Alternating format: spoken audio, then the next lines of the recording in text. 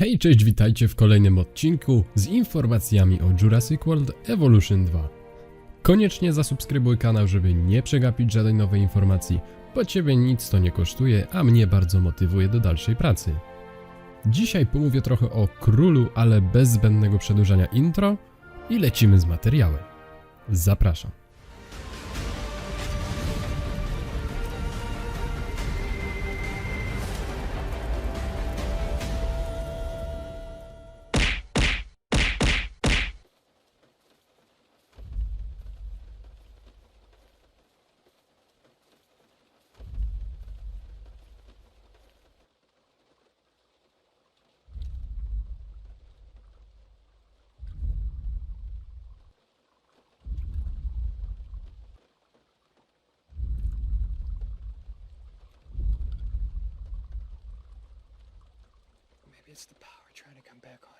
No nie, to nie włącza się zasilanie, tylko to nadchodzi król królów.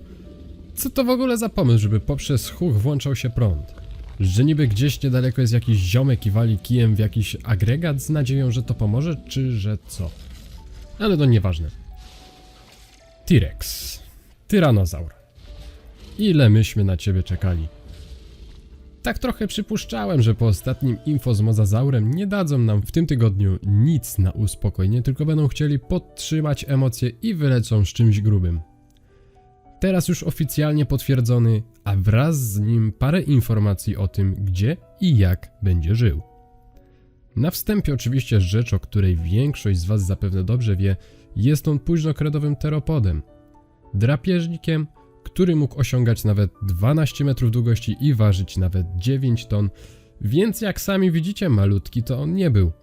Ale mimo swoich gabarytów był on naprawdę bardzo zwinny oraz szybki.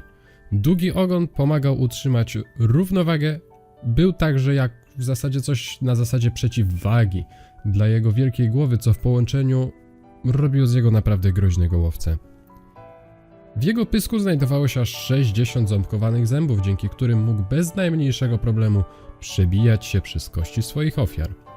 Agresywny i mało towarzyski, chociaż z tego co widzimy w spisy z Fieldguide istnieje szansa, że tym razem będziemy mogli mieć na jednym wybiegu dwóch przedstawicieli tego gatunku.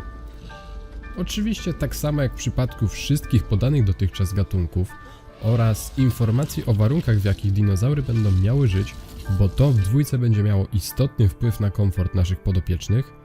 Tak tutaj dowiedzieliśmy się, że aby tyranozaur był zadowolony, to na swoim terytorium będą potrzebować terenu piaszczystego, jak i lasów, także pusty wybieg z płotem i wodopojem nie wystarczy.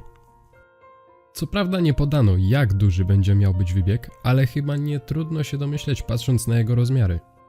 Na filmie widzimy urocze interakcje. No czy one nie są cudowne? Wyglądają świetnie.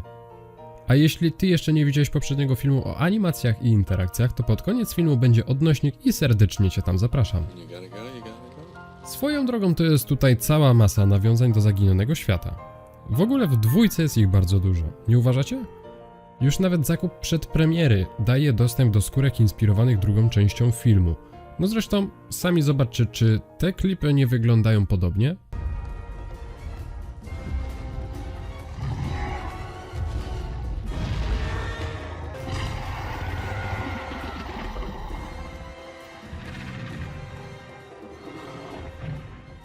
To by było na tyle w dzisiejszym materiale. Koniecznie zostaw subika na kanale, żeby nie pominąć żadnej informacji, bo jak mówiłem na początku, ciebie to nic nie kosztuje, a mnie bardzo motywuje do dalszej pracy. Tymczasem ja będę się z wami żegnał. Na razie, trzymajcie się, piąteczka.